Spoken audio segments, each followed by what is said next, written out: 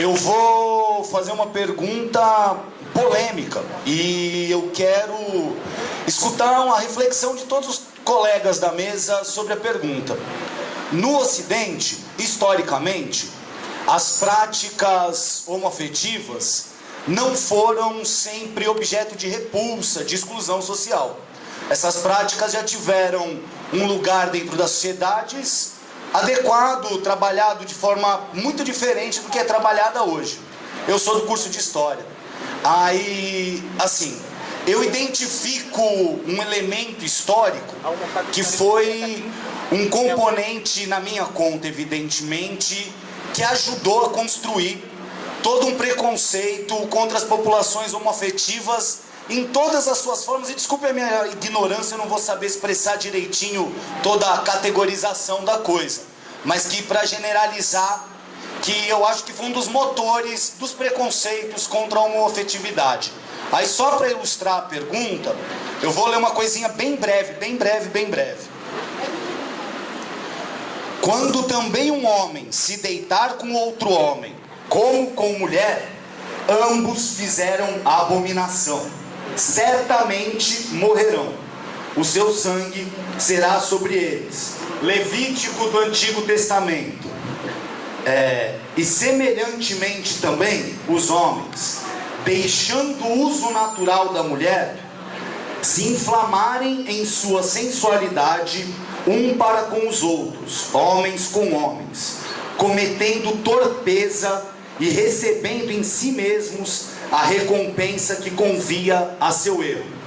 E você, se for pegar o grande livro da religião monoteísta, que é a base do Brasil, eu junto para vocês 50 afirmações do gênero. E eu queria que vocês fizessem uma reflexão sobre o papel do cristianismo na discriminação homoafetiva de forma geral. Valeu! Então, a mesa responder ou querem mais uma pergunta? Vão ter outras perguntas. Temos aqui, temos lá. Então vamos aqui. Ok. Então, professor Francisco. Boa noite à mesa. Parabenizar a todos pelas falas extremamente importantes.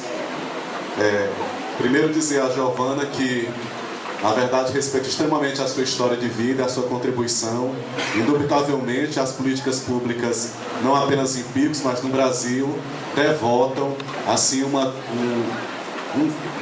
peito de gratidão à sua história e à sua contribuição nessas lutas sociais. A minha pergunta, basicamente, ao professor Paulo Mafra. Eu sou do litoral aqui do Piauí, sou piauiense, e vim para cá, para a universidade, em 2008. E quando eu cheguei aqui no campus, eu também me deparei com as mesmas questões que você historiciza, que você investiga na sua dissertação do mestrado.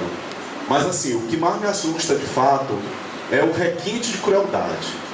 A questão esses crimes de ódio, eles são, na verdade, eles refletem de fato algo que talvez seja bem mais profundo, que por isso mesmo merece essa pesquisa. Então a gente já viu vários tipos de morte, espancamento, violência verbal. Um aluno nosso aqui do curso de História foi violentamente espancado no meio da rua. Nós tivemos os casos de morte aqui, não precisa nem relatar. Creio que todos nós conheçamos vários casos. O pessoal da militância, inclusive, de fato, já deve ter lutado basicamente para o enfrentamento dessas questões. Então a pergunta para você é, na sua pesquisa em relação a essas manifestações das violências, como foi que você conseguiu visualizar, identificar esses casos dos crimes de ódio com esse requinte de crueldade?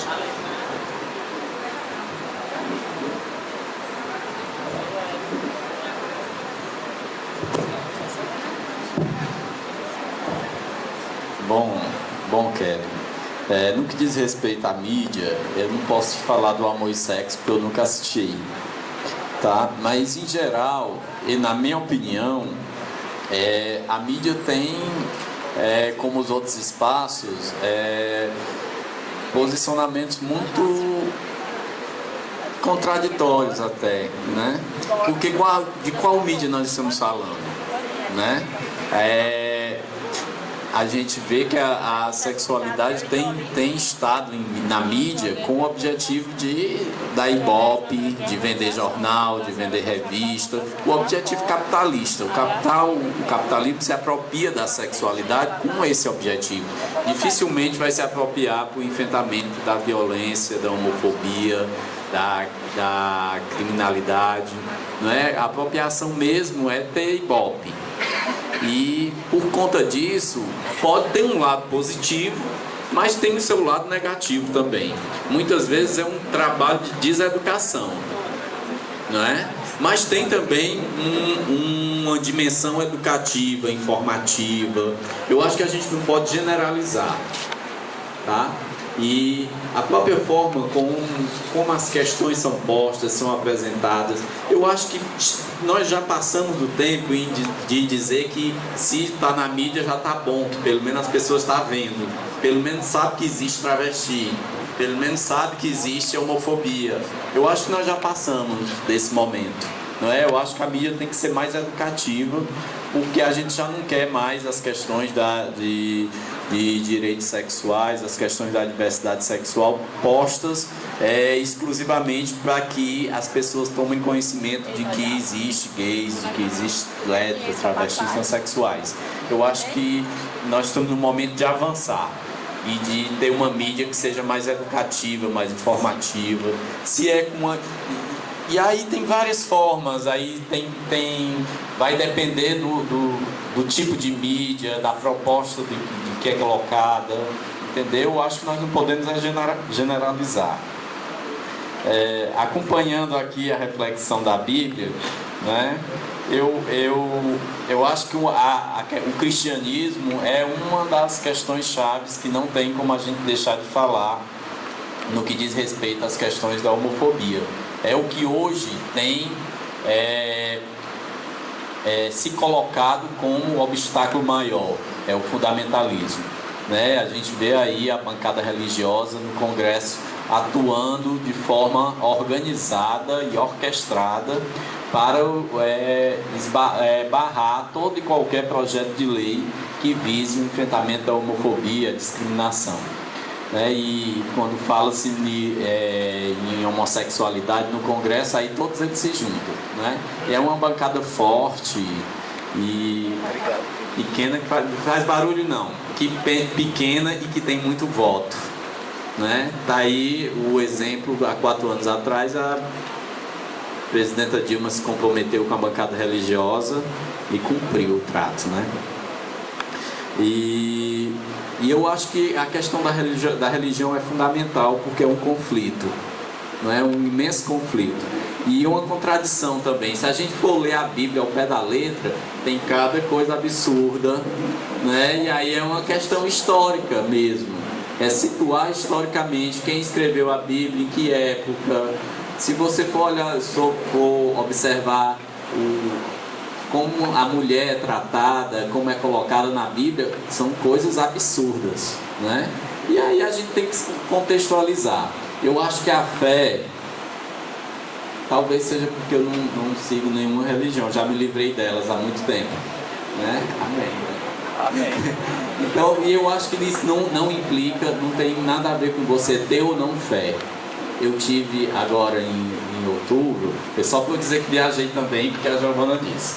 Eu estive no Vaticano, e como eu acho que não tem nada a ver com Deus. Vi o Papa, dei uma dedada assim para ele, lá da Praça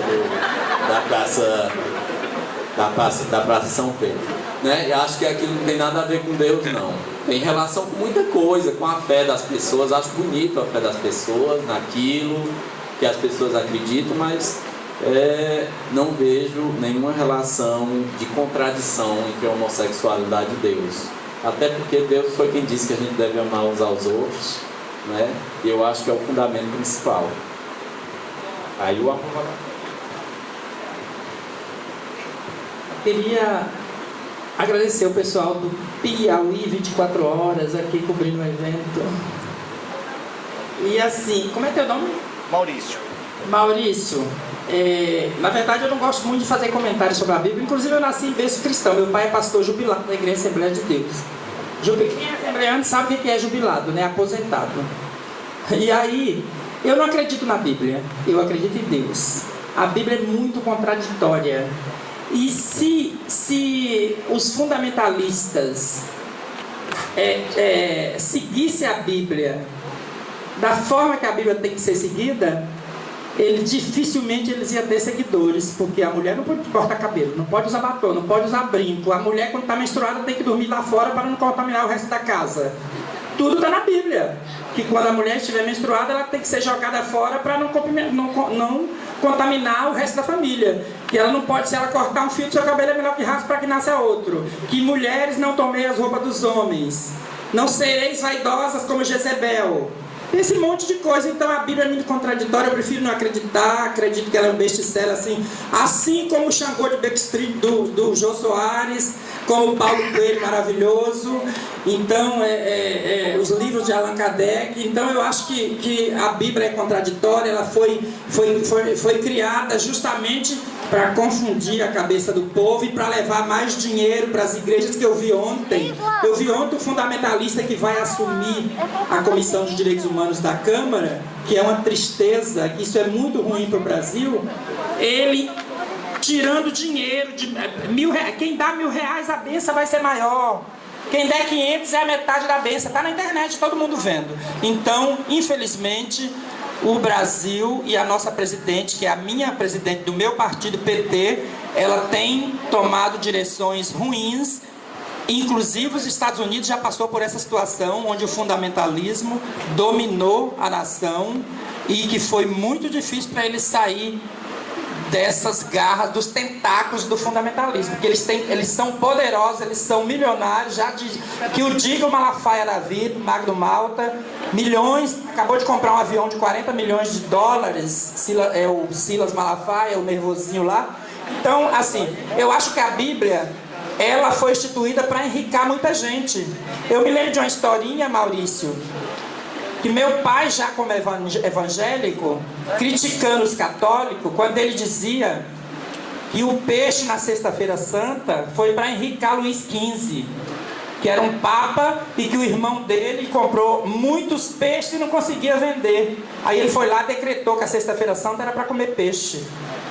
Entendeu? Então, Henrique, eu já vi muitas vezes meu pai contar essa história. Agora, isso está na Bíblia? Não está. É coisa que eles inventam e vão dizendo por aí. Aí interpreta a Bíblia da forma que eles querem. Meu pai disse que... E meu pai, como pastor, ele nunca me discriminou, apesar de dizer que eu tinha que aceitar Jesus e ir para a igreja, mesmo que eu fosse de saia, com a sainha mais comprida, ele dizia, mas aceite Jesus como seu Salvador. Mas ele diz que os fundamentalistas, ele critica o fundamentalismo, ele diz que o fundamentalismo falta ali uma coisa, amor, que eles não têm.